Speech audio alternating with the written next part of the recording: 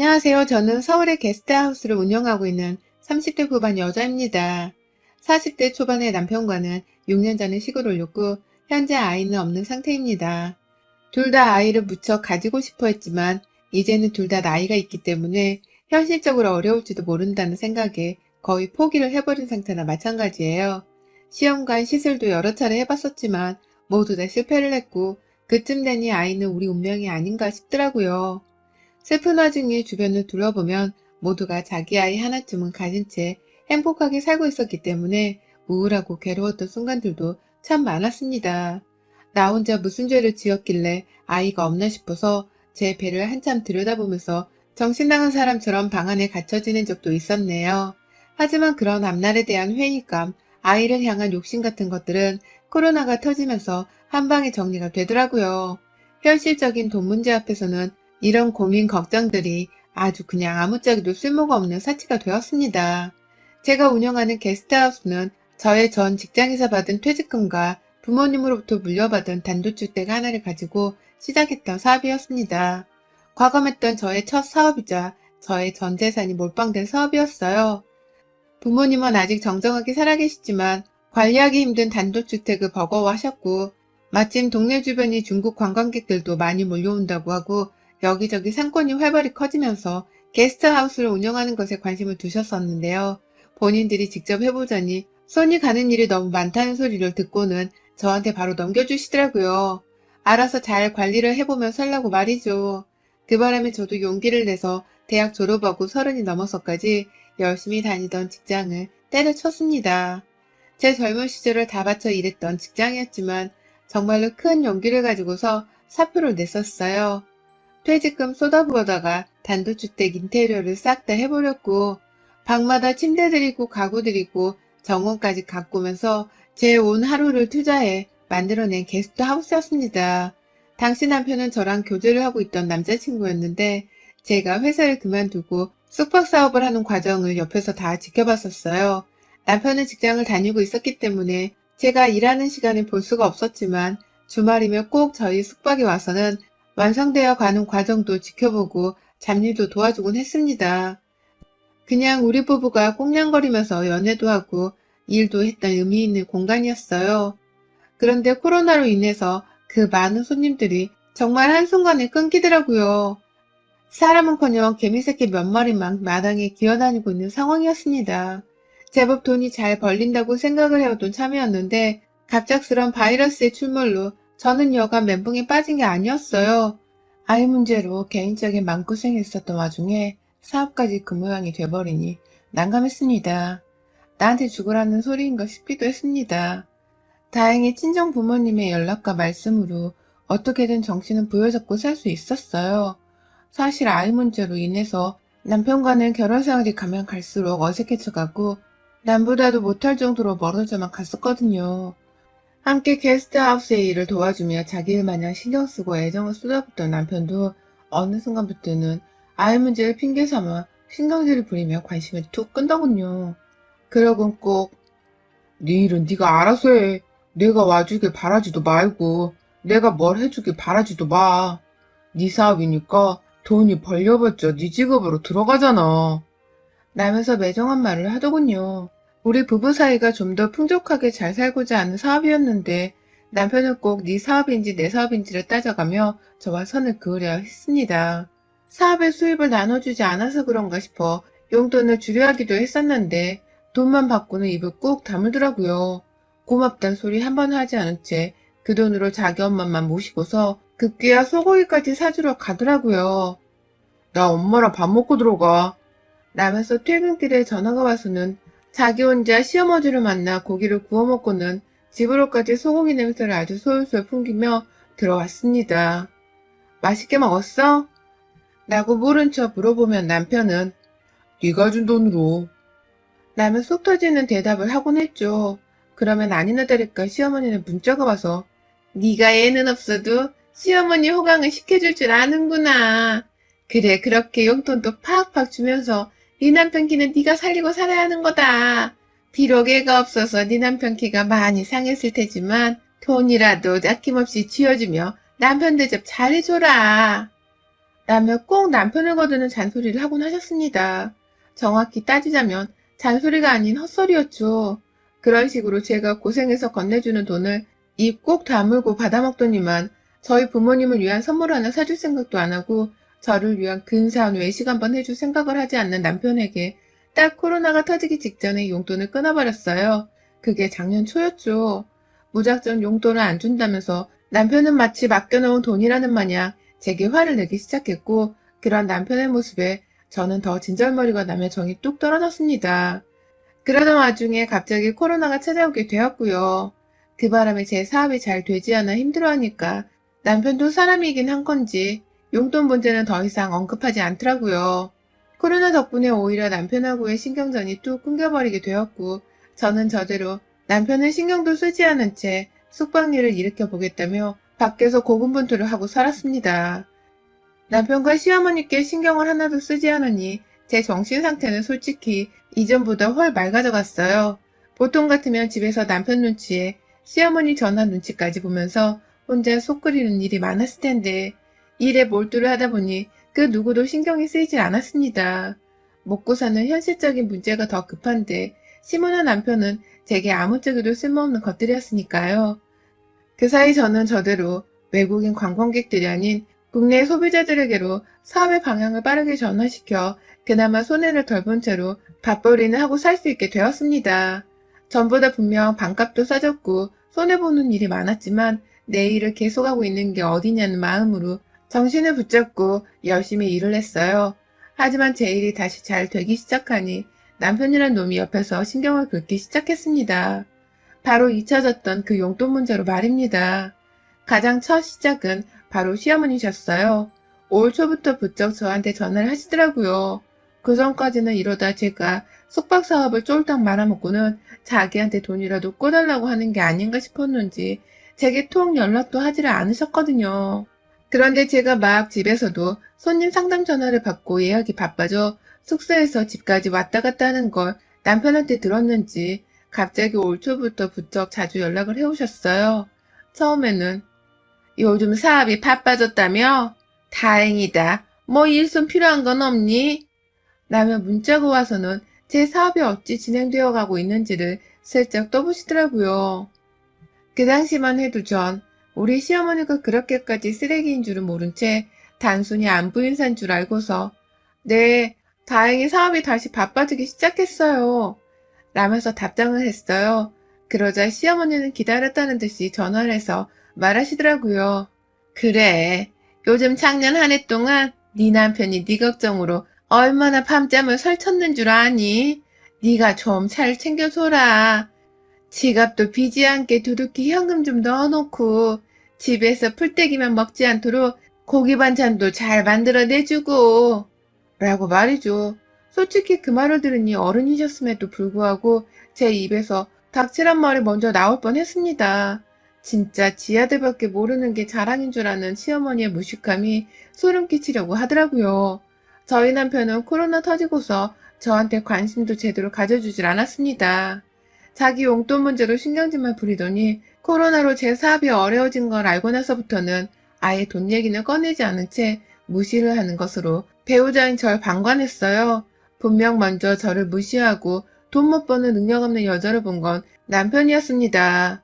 일하고 들어오면 보란듯이 자기 혼자 먹을 밥만 차려 식탁 위에서 먹고 있고 때 되면 계절옷을 자기 혼자 사서는 보란듯이 제 앞에서 가격표를 뜯으며 옷을 입어보는 남편이었습니다. 제 사업은 아예 망했다고 단정을 지은 것처럼 저에게 무시와 하찮은 표정으로 일관을 하기 바쁜 놈이었어요. 그런 남편의 모습을 보기가 너무 힘들어 저는 더욱 일에 매달렸고 결국 그러다 보니 일로 치유를 받으면서 남편을 신경 끄고 살 수 있었던 건데요. 시어머니는 아무것도 모르는 건지 이제 와서 다시 제게 남편의 지갑을 두둑하게 만들어주라는 소리나 하고 계시니 화딱지가 나더군요. 시어머니의 말씀엔 다 네 하면서 시종일관 단답만 했습니다. 전화를 끊고서도 보란듯이 남편 지갑에 돈을 채워주지 않았고요. 집에서 둘이 살면 필요한 식재료에 공과금 납부 그리고 하다못해 아파트 관리비까지 전부 다 제가 내고 있었는데 왜 남편이며 시어머니는 제 지갑에서 돈을 빼낼 궁리만 하는지 이해를 할 수 없었습니다. 그러다가 얼마 전 그 이유를 알 수 있었습니다. 저희 시어머니는 최근까지도 지독하리만큼 제게 연락을 해오셨어요. 그가 남편한테 사사건건 제가 용돈을 주는지 안 주는지를 물어봤었는지 저희 집 사정은 다 알고 계시더라고요. 너 아직도 네 남편 용돈은커녕 10원짜리 동전 하나를 안 줬다며? 네가 사람이니응?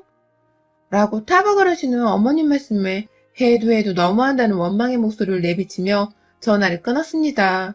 당장 집으로 가서 남편에게 말했어요. 어머님은 당신 아직도 용돈이나 받아 쓰는 중딩으로 하는 거야? 아님 내가 당신 지갑 채워줘야 하는 돈줄로 하는 거야? 왜 내 사업으로 번 돈을 당신한테 주라 마라 자꾸 전화가 오냐고. 나면서 급기야 더는 못 참겠다고 화를 내버렸죠. 하지만 이내 보인 남편의 태도가 정말이지 오만정이 다 떨어지게 만들었습니다.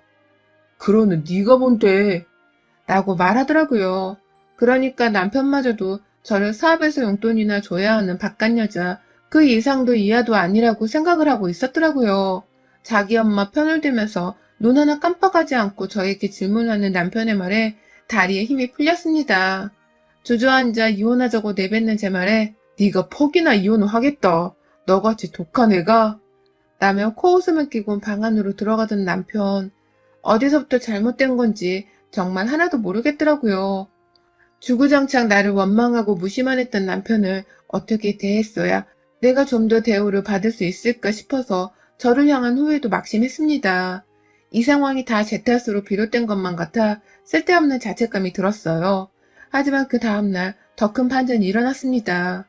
아무 일도 없었다는 듯이 제게 차려주는 아침을 먹고서 출근한 남편이 글쎄 시어머니께 전날 있었던 일에 대해 다 말을 했나 보더라고요.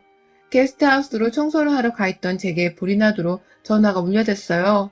청소일이 너무 바빠서 연락을 받지 못하고 있다가 하도 짜증이 나서 전화를 받았더니만 어머니께서 글쎄 문 열어! 라고 소리를 지르는 게 아니겠어요? 그러고는 글쎄 설마 하며 저희 게스트하우스의 현관문을 열어보니 마당에 시어머니가 계시더라고요. 손님들이 왔다 갔다 해서 대문은 늘 잠금장치 없이 열어놓는 편이었는데 그 문 안으로 우리 시어머니가 들어와 계시는 모습에 정말 기겁을 했습니다. 손님들 중 아직 방 안에 계시는 분들도 있었고 이제 막 하나둘 도착을 하는 분들도 많이 계셨는데 어머님이 딱 와서는 곧 난장판이라도 일으킬 자세로 저를 째려보시니 겁이 덜컥 났어요. 어머님, 여기는 어떻게? 지금 일하는 중이라 이렇게 와 계시면 안 돼요. 근처 카페가 있으니 잠시 들어가 계셔도 좋을. 라며 사정을 하며 얘기를 하는데 어머님이 제 말을 끊으셨어요. 그리고는 그 주변이 다 조용하고 운치 있는 카페로 가득한 동네였는데 소리를 질러대기 시작했습니다. 네가 내 아들한테 이혼 통보를 했다고? 너까짓게 내 아들한테 먼저 이혼 요구를? 사업 망할 뻔한 년을 옆에서 지켜주고 든든한 지아비 노릇을 했더니만 이제 와서 네 사업 다시 살아났다고 헤어지자는 거야? 이거 완전 숯바른 년이네. 너한테 필요 없다고 이제 와서 네 남편이랑 헤어지겠다 해? 간이 배 밖으로 튀어나와도 유분수지. 어디 감히 손님한테 치닥거리나 하는 애가 내 아들한테 이혼을 요구해. 라면서 대충 제가 자기 아들한테 먼저 이혼하자고 요구를 한 것에 앙심을 품고서 찾아오셨더라고요. 내 남편이 언제 제 옆에서 든든한 남편 역을 해줬는지 기억도 안 나지만 저를 찾아와 제 아들의 남편이 어딨냐면서 자기 아들을 두둔하기에만 급급했습니다. 제가 아무리 진정하려 용을 쓰고 애를 써도 제 말은 귓등으로 듣지라 하는 채 마당에서 계속 소란을 피워댔어요. 지방에서 잠시 올라와 계셨던 한 40대 남자 손님께서는 무슨 일이냐며 놀래 마당으로 뛰쳐나오셨고 결국 저는 손님들께 방해가 될까봐 급히 시어머니를 모시고 게스트하우스 안으로 들어왔습니다. 안으로 들여보내면 적어도 소리나 안 지른 채 제 앞에서 대화를 해보려 하실 것 같았거든요. 남편한테는 문자를 보내니 네가 알아서 해결해. 너가 이혼하자고 해서 이렇게 된 거잖아. 라면 자기 엄마 일에 아예 나몰라라 하더라고요. 자기 부인 사업장이 자기 엄마 때문에 난리가 났는데도 남일인 마냥 모른 척을 했어요. 그러니 저도 사람인지라 화가 나기 시작했습니다. 모자지간에 해도 정말 너무하더라고요. 제가 사업이 힘들 때는 쳐다도 보지 않고 연락조차 하지를 않더니만 사업이 좀 나아진다 싶으니 또 용돈을 달라고 난리고 급기야 자기 아들한테 이혼 통보를 했다고 난리부르스를 떠는 꼴이라니. 게다가 자기 아들이 지아비 노릇을 잘한 줄로만 알고 있는 시어머니의 말씀이 생각을 할수록 열불이 났습니다. 문제는 시어머니가 쉽사리 제 게스트하우스로 나갈 생각을 하질 않으셨다는 겁니다. 자기 아들한테 이혼말을 먼저 꺼낸 것을 취소하고 당장 무릎이라도 꿇고 사과를 하라고 말하면서 말이죠. 급기야 자기 아들한테 올 때 미리 연락을 해놨기 때문에 지금 회사도 반차를 내고 저희 게스트하우스로 오는 중이라고 하는 겁니다. 아까는 분명 자기 엄마에 대해서 깜깜무소식이라는 듯이 모른 척하고 대수롭지 않아 했던 남편이 지금 저한테로 오는 중이라고 말이죠. 이제 보니 모자들끼리 서로 짜고 쳐서는 저를 한번 무릎이라도 꿇린 채 용돈이라도 받아보려고 아니면 기라도 죽여서 어떻게든 구워 삶아 보겠다고 작정을 한 듯 했습니다. 하지만 저는 당장 도움을 요청할 수 있는 사람들이 아무도 없었어요. 그러다 아까 마당에서 마주했던 40대 손님께서 멀찌감치서 저를 조용히 부르더라고요. 호들갑을 떨며 화를 내는 시어머니를 내버려둔 채 급하게 손님께로 달려나갔습니다. 그러자 손님은 내가 얘기를 계속해서 들어봤는데 사장님 괜찮아요? 라면서 저를 걱정해 주셨어요. 순간 그 말씀에 저도 모르게 울컥한 나머지 죄송합니다. 집안일인데 여기까지 끌고 와서 라며 눈물을 훔쳤고 급기야 손님께서는 경찰을 불러서 영업방해로 고소라도 하라며 정신을 차리라고 하시더라고요. 그리고 그 순간 현관 밖에서는 남편이 도착을 했습니다. 정말 손님 말씀이 맞았어요. 내가 지금 시어머니와 남편한테서 이런 취급을 받고 있느니 당장 경찰이라도 불러서 저것들을 싹 다 내쫓아 홍군형을 내줘야겠다 싶더라고요. 겁을 먹고 있다가 뒤늦게야 손님 말씀에 정신을 차린 겁니다. 저는 바로 손님께 불러주세요 라는 한마디를 남긴 채 남편을 게스트하우스 거실 안으로 들였어요. 핸드폰 녹취를 하면서 저는 몇 번이고 두 사람에게 여기서 나가주세요. 손님들 오셔야 하고 아직 계시는 손님들도 있어요. 저 혼자 청소해야 해서 시간이 없어요. 라며 몇 번이고 말씀을 드렸습니다. 녹음을 신경 쓰면서 최대한 제 화를 가라앉힌 채 영업이 방해된다는 말도 아끼질 않았네요. 아니나 다를까 시어머니는 제 영업에 관심이 없다며 나가기를 거부했고 급기야 저는 바깥에서 경찰로 추정되는 사람들이 대문을 열고 들어오는 소리가 들리는 그 순간 그리고 밖에 있던 손님이 여기에요 라면서 경찰을 향해 외치던 그 순간 이때밖에 없다면서 무작정 시어머니께로 달려들었습니다. 나가라고 몇 번을 말해 라면서 소파에 앉아 상견 행세를 하고 있는 시어머니의 머리를 옆에 있던 남편에게로 확 박치기를 해버렸어요. 며느리의 돌발 행동에 저희 시어머니는 손쓸 새도 없이 자기 아들과 머리가 박치기 되는 어처구니 없는 짓을 당했고 이내 아프다며 곡소리를 내는 와중에 제 손에 뺨을 맞으셨습니다. 게스트하우스 청소를 하느라 굳은 살이 박힐 대로 박혔던 제 손에 시어머니는 아주 그냥 통쾌할 정도로 거칠게 뺨을 얻어맞으신 거죠.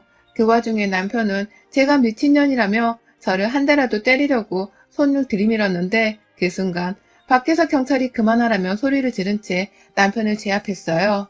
두 사람은 바로 경찰서로 연행이 되었습니다. 남의 업장에서 방해를 한 이유로 저는 합의 없이 두 사람을 고소하기에 이르렀고요.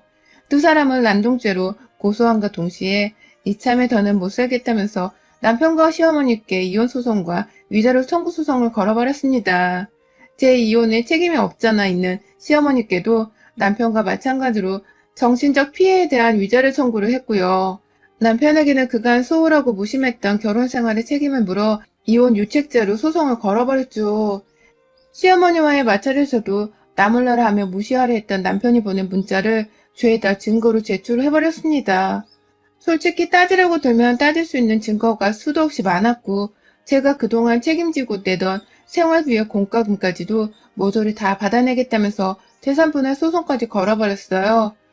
가진 거라고는 쥐뿔도 없던 남편은 졸지에 이혼하면서 그간에 저한테 받아온 혜택까지도 모조리 다 토해내야 하는 최악의 상황을 마주했습니다. 그런 남편은 아니나 다를까 물에 빠진 생쥐마냥 겁에 질려서는 내가 당신 사업 힘들 때에도 이혼 얘기 안 꺼내고 함께 있어줬잖아. 그런데 이렇게까지 해야 해? 이혼은 다시 생각해보자. 이젠 내가 당신 일도 도우면서 잘할게. 라면서 입에 발린 소리를 씹으렸습니다. 그리고 저는 그런 남편의 말이 다 거짓부렁이라는 거 너무나 잘 안다면서 사업이 힘들 때 이혼 얘기는 안 꺼내야 하는 게 정상인 거야. 너처럼 생색내면 안 되는 거라고 이 자식아. 라며 칼같이 합의를 거절했습니다. 결국 남편은 저하고 이혼을 하게 되었어요. 결혼 생활 6년 동안의 대가치고는 너무나도 작은 3,500만 원의 위자료를 받았고 시어머니로부터는 이혼을 하게 만든 정신적 피해보상과 더불어 영업방해죄 벌금까지 합해서는 1,300만 원의 위자료를 받았고요. 제가 가지고 있는 게스트하우스 주택을 팔기만 해도 지금 당장 돈 10억은 우습게 받을 수 있는데 두 모자한테 합쳐서 돈 5천만 원도 안 되는 위자료를 받아 좀 허탈하더라고요. 그래도 그 집구석 사람들한테는 이 돈이 어마무시하게 큰 돈이라는 거 잘 알아서인지 판결이 그 누구보다도 기뻤네요. 어디 한번 보란 듯이 이 위자료를 가지고서 맛난 엿이라도 사 먹으며 앞으로는 제 행복을 찾아 열심히 살 겁니다. 남편이나 시모처럼 제 노력과 삶을 무시하려 드는 것들이랑은 철벽을 치고 살 거예요. 여러분의 생각은 댓글로 남겨주세요. 오늘도 시청해주셔서 정말 감사합니다.